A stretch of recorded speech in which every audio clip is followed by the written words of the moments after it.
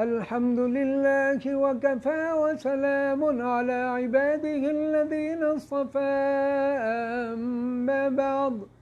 أما بعد فأعوذ بالله من الشيطان الرجيم بسم الله الرحمن الرحيم فاسألوا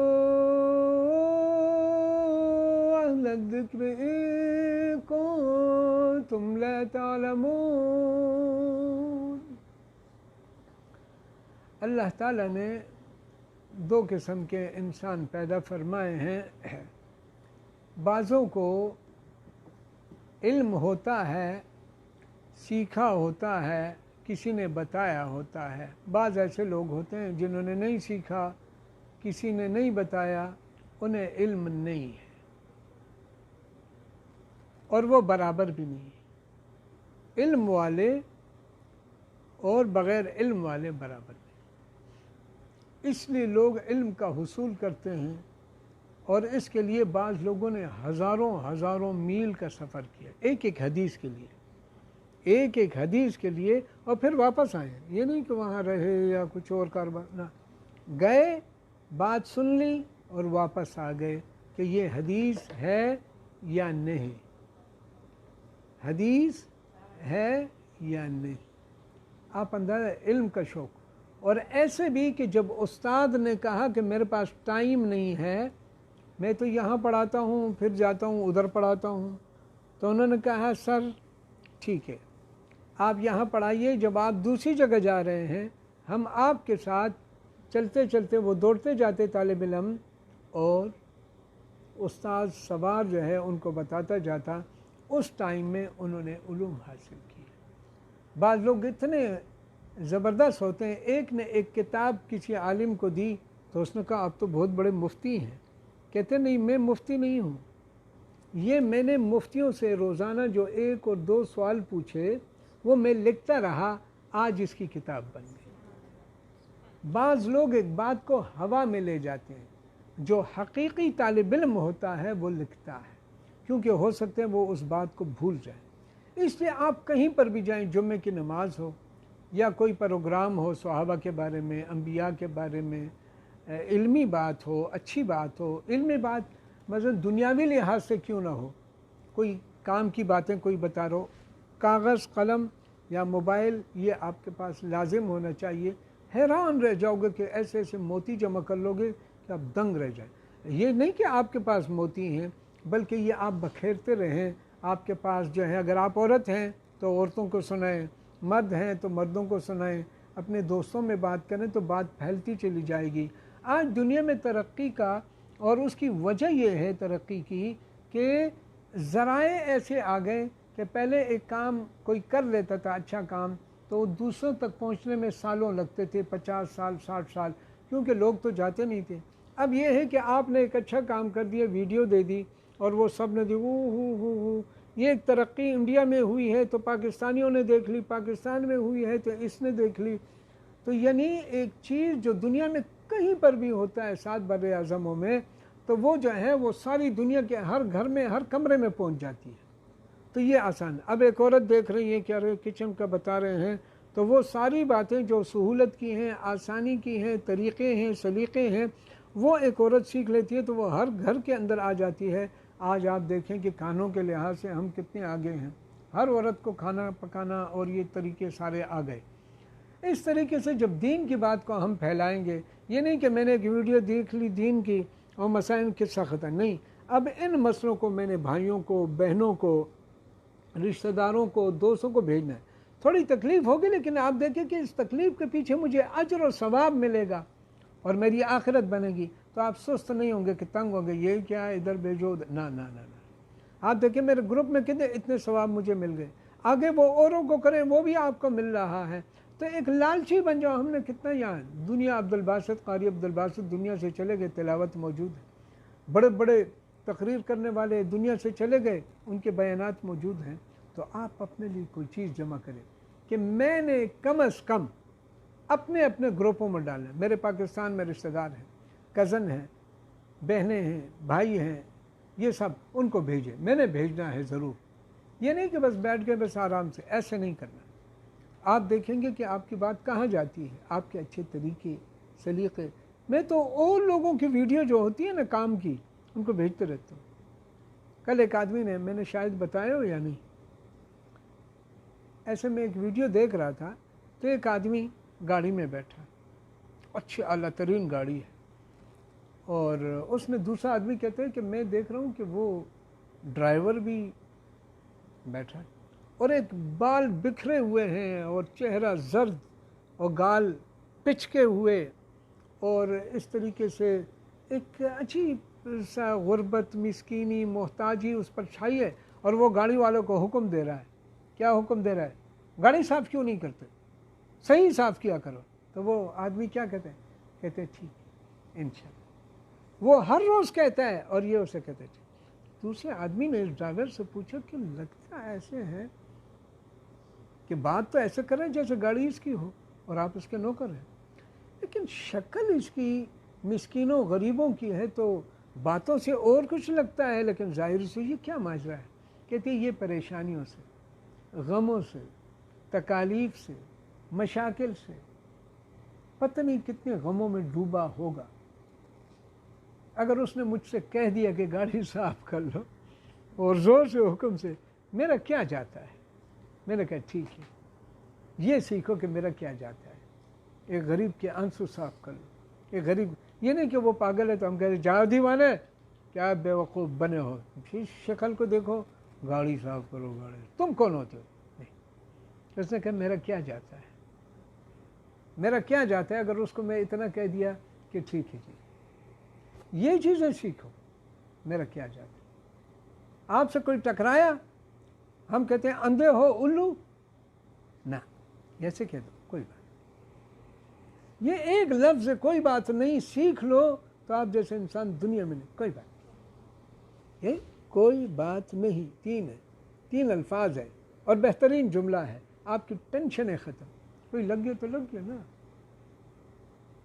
ہوتا ہے نا، بھیڑ میں لگ جاتا ہے اور کچھ ہو جاتا ہے، بے خیالی میں لگ جاتا ہے، تو اب کیا مطلب کہ بس تو پیچھے ہی پڑ جائے کہ دیکھتے نہیں ہو آپ، شرم نہیں ہے، وہ فلانا نہیں ہے، وہ نہ، کوئی بات نہیں. اگر وہ اس کو بھی شرم آ جائے گی، یار کتنا اچھا ہے. یہ چند چیزیں اتنی چھوٹی چھوٹی ہوتی ہیں کہ اس سے آپ کمال کے انسان بن سکتے.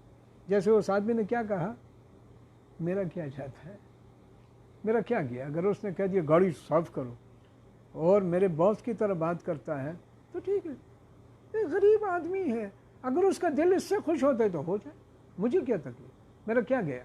یہ جی مسئلہ قدیر جو ہوتا ہے کہ اللہ تعالیٰ نے ایک چیز کو ہمارے لیے لکھ دیا ہے، تو اب ایک آدمی دعا کرے تو وہ بدل جاتی ہے.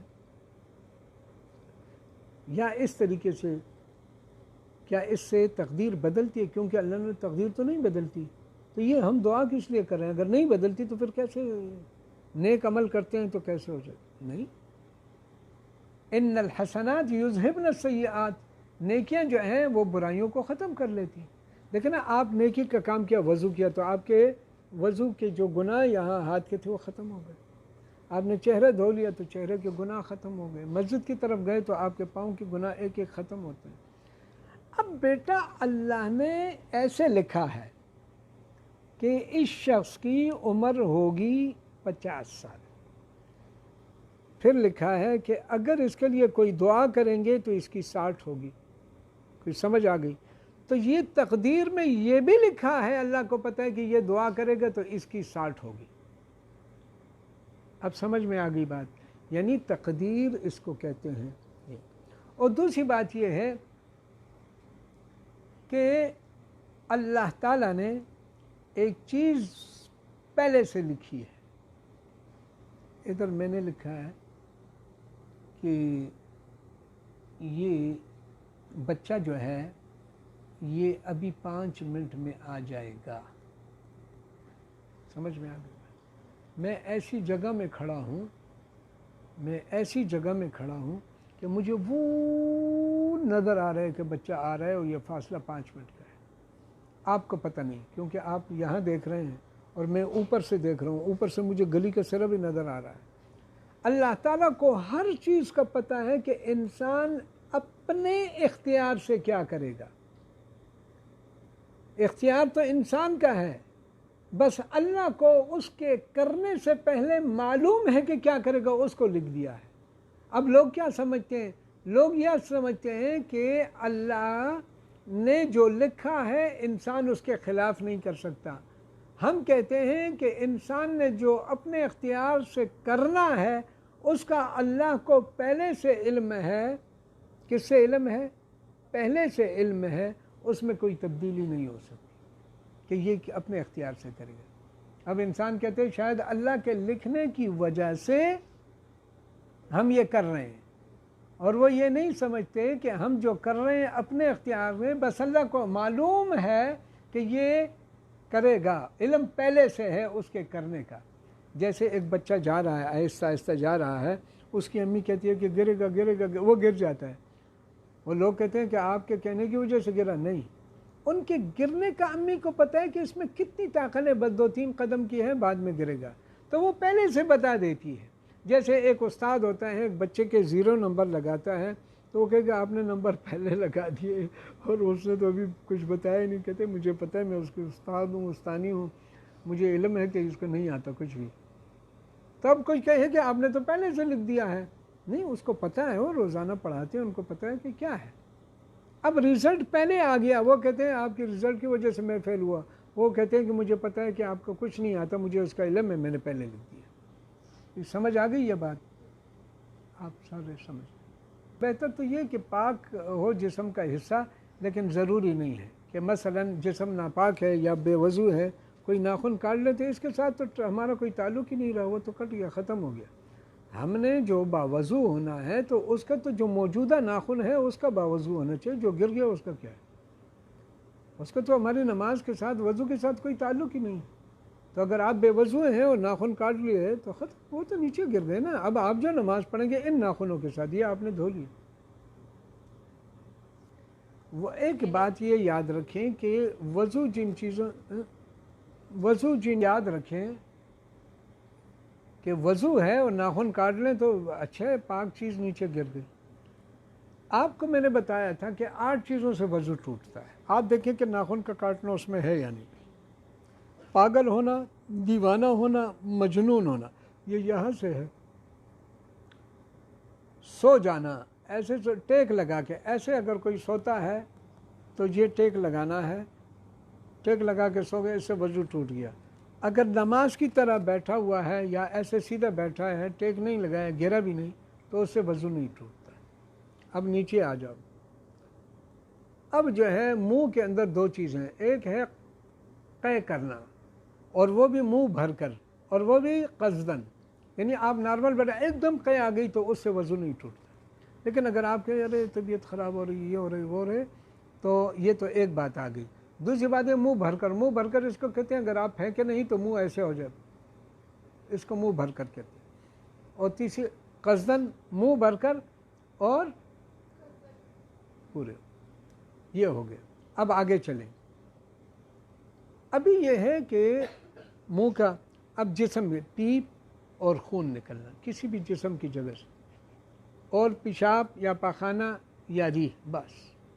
اب اس کے اندر ناخن کاٹنا نہیں ہے تو نہیں ہوتا، کچھ بھی نہیں۔ شیشہ دیکھنا نہیں ہے، کوئی سطر کا نظر آنا، مثلا آپ جا رہے ہیں وضو کرنے کے بعد اور آپ نے دیکھا کہ ہوا آ گئی، کوئی ہوا چل رہی تھی، اور آپ کی جو کپڑا نیچے باندھا ہے یہ پردے کی جگہ ہے، ناف تک، مردوں کا، عورت کا تو اب یہ چادر اتنی ہٹ گئی کہ یہ جو پردے کی جگہ اگر اتنی دیر ہٹی رہی کہ 3 بار تسبیح پڑھ سکتے ہیں، تو پھر اس سے یہ نماز میں وضو کا اثر نہیں پڑتا، یاد رکھ، کیونکہ وہ چیزیں نہیں جو میں نے بتائی تھی وضو میں نے۔ جی، خون دیکھنے سے تو وضو نہیں ٹوٹتا۔ آپ سب سے پہلے یہ معلوم وضو ٹوٹتا کہ میں نے بیان کر دیا، ان چیزوں میں خون دیکھنا نہیں ہے۔ ہاں، گندہ چیز جو ہوتی ہے کوئی آدمی دیکھے تو اس میں یہ ہے کہ ایک اس کی نورانیت پر اثر پڑتا ہے، وضو پر اثر نہیں پڑتا۔ یعنی اس میں وضو کر لے تو بہتر اس لیے ہے کہ ذرا تازہ ہو جائے گا، وہ گناہ دھل جائیں گے۔ لیکن اب گناہ کے ساتھ جب نماز پڑھتے تو اس میں وہ روشنی، وہ نور، وہ نورانیت، روحانیت نہیں ہو۔ جی، باتیں ہیں۔ اذان جو ہے وہ نماز کا ٹائم بتاتے ہیں۔ آپ دیکھ لیں کہ اگر آذان آپ نے جو نماز پڑھی ہے تو میں ادھر اپنے آپ کو سمجھائیں، مثلا یہ ٹائم ہے ظہر کا، ادھر شروع ہوا اور آذان یہاں پڑھی گئی اور آپ نے یہاں نماز پڑھی تو ٹائم تو ہو گیا تھا، ٹائم ہو گیا تھا تو آپ کی نماز ہو گئی، اگرچہ اذان کے بعد ہے، چونکہ انہوں نے اذان لیٹ دی ہے، لیکن اذان انہوں نے وقت پہ دی ہے اور آپ نے وقت سے پہلے نماز پڑھ لی، پھر نماز نہیں ہوتی۔ کہ عورتوں اور مردوں کی پہچان یہ ہے کہ مرد کے بال ہوتے ہیں گردن تک، حضور صلی اللہ علیہ وسلم نے یہاں تک بال رکھے، یہاں تک رکھے، یہاں تک رکھے، آدھی گردن تک، زیادہ سے زیادہ گردن تک۔ یہ کبھی جہاد میں ہوتے، کبھی مشغولیت ہو، لیکن گردن سے نیچے بال عورتوں کے ہوتے ہیں، بیماری کو چھوڑ دیں۔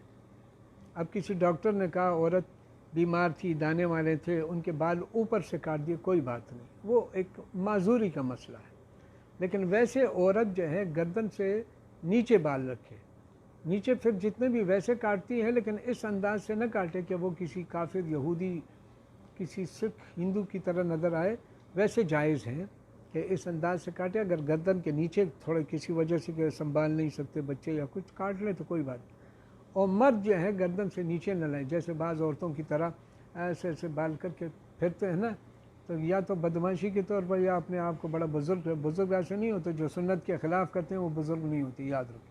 دیکھیں چوٹی تو عورتوں کی مشابہت ہے، اور چوٹی کیوں ایسے کرتے ہیں؟